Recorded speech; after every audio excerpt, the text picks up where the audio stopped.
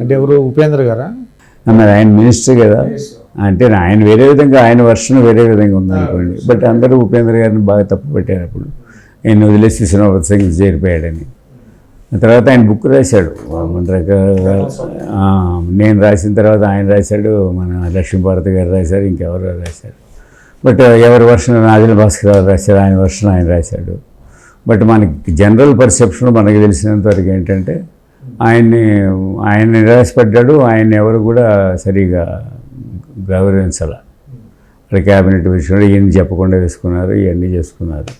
So దాంతో మనం ఈ రాజకీయాల్లో అంటే విశ్వనాథ్ ప్రతాప్ సింగ్ లాంటి లీడర్ నుంచి మనం అటువంటిది ఆశించలేం కదండి. అని తర్వాత అర్థమైంది.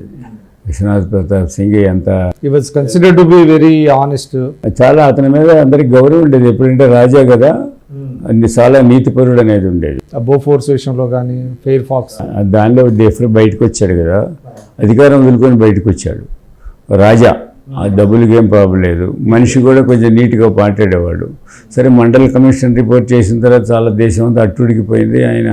ఆయన అందరు తిడతారనుకోండి. తర్వాత అదే కొంతమంది అగ్రకులాల వాళ్ళు ప్రధానంగా తిడతారు, బీసీలను ఎత్తుకెత్తుకోరు. కానీ ఆయన తర్వాత పార్టీ కూడా లేకుండా పోయింది, యాజ్ బికమ్ దాంతో వెళ్ళిపోయింది. బట్ ఆయన ఒక క్రూషియల్ రోల్ ఆ పర్టికులర్ టైంలో ఒక రోల్ ప్లే చేశాడు. ఎన్టీ రామారావు గారి జీవితంలో అది ఒక విధమైనటువంటి విషాదకరమైనటువంటి సమయం. అది 89లో ఓడిపోవటము, తర్వాత అసెంబ్లీకి రావటం, అసెంబ్లీలో ఆయన అవమానించటము, నేను ఇక్కడ ఉండనని చెప్పేసి నేను అసెంబ్లీని బాయ్కాట్ చేస్తున్నాను, నేను నన్ను అందరితో కలిపి అనవసరంగా నన్ను సస్పెండ్ చేయటం ఏంటి, నన్ను అవమానిస్తున్నారు మీరు అని చెప్పేసి ఆయన బాధతోటి వెళ్ళిపోయి మళ్ళీ 94లోనే వచ్చాడు అనుకోండి. సో అది ఆ పర్టికులర్ పీరియడ్లో చాలా సంఘటనలు జరిగినాయి. ఇవన్నీ కూడా ఏంటంటే ప్రయారిటీస్ మారిపోతాయి. ఒక ఉజ్వల దశ అయితే ఏదో ఉందో, ఆ ఉజ్వలమైనటువంటి ఆ దశని అలా అలా అలా వెళితే మీరన్నట్టు భారత పద్మవిభూషణలు, భారతరత్నం అన్నీ వస్తాయి. అంటే అభిమానులకి ఇప్పటికీ కొంచెం అసంతృప్తిగా ఉంటుందండి. అంటే మన కర్పూరి ఠాకూర్కి ఇచ్చారు, అట్లా కొంతమంది ఇంకా ఎవరు ఇద్దరు ముగ్గురికి. మొన్న ఆయన మోడీ గారు చాలా ఎవ్వరు ఊహించని రీతిలో కర్పూరి ఠాకూర్కి ఇవ్వటం నాకు సంతోషం వేసింది. But that is a different thing. But NT Rama Rao గారికి ఎందుకు ఇవ్వలేదు మరి? ఇంత రాజకీయంగా ఇంత అందరూ లాభపడ్డారు ఆయన సంకీర్ణ రాజకీయ పంథా వల్ల. దేశమంతా అపోజిషన్ నాన్ కాంగ్రెస్ లీడర్లంతా నీరసపడిపోయి ఇంట్లో పడుకున్న స్థితిలో రెండేం చేసి తీసుకొచ్చి ఇక్కడ మర్యాదలు చేసి హెచ్ఎన్ బహుగుణ ఎవరు, జగ్జీవన్ రాము, వీళ్ళందరూ మీరు అన్నట్టుగా కాంగ్రెస్ దీంట్లో మొత్తం క్షతగాత్రులు అయిపోయి ఉన్నారు. ఎన్టీ రామారావు అందుకు నడుస్తుండి పోయేవాడు, అంత పెద్ద లీడరు.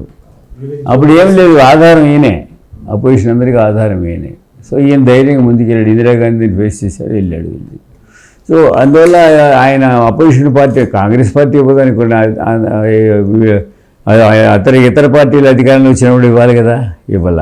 సో చంద్రబాబు నాయుడిని వీళ్ళు విడిపోయిన వాళ్ళు నిందిస్తారు, వీళ్ళు రిజల్యూషన్లు చేస్తారు, అక్కడ నువ్వు పట్టుకుంటే ఇవ్వరా అని అంటారు. ఇవన్నీ రాజకీయం అయిపోయింది. సో శత జయంతి సందర్భంగా నేను ఎక్స్పెక్ట్ చేశాను నిజంగా. ఆయన శత జయంతి సందర్భంగా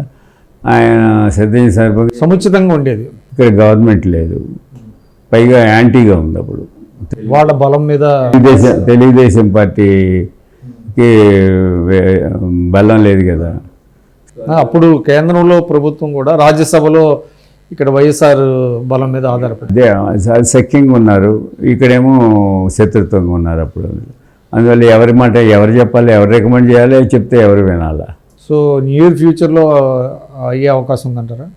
చెప్పలేము మనం. అంటే అది ఇస్తే వచ్చు, కానీ నేనేది ఏంటంటే భారతరత్న ఎన్టీ రామారావు గారి యొక్క పాపులారిటీ అనండి, లేకపోతే ఆయన గొప్పతనం అనండి. గొప్పతనం ఏంటి, చాలామందికి మొదట్లో ఎన్టీ రామారావుని గొప్పగా చెప్పుకోవడం ఇష్టం ఉండేది కాదు. ఏంటండి సినిమా యాక్టర్, ఆయన దగ్గరికి వచ్చాడు, ఆయనకి ఏం తెలుసు, బియ్యం పంచి పెట్టడం, ఈ పంచి పెట్టడం, జనతా గుడ్ అంటాడు, ఈ అంటాడు, ఈ అంటాడు అనేవాళ్ళు. ఆఫీసర్లు కూడా చాలామందికి కూడా చిన్న అభిప్రాయం ఉండేది, ఇంక్లూడింగ్ మీడియా ఉండేది. ఎందుకంటే ఆయన గురించి సరైన అవగాహన లేదు.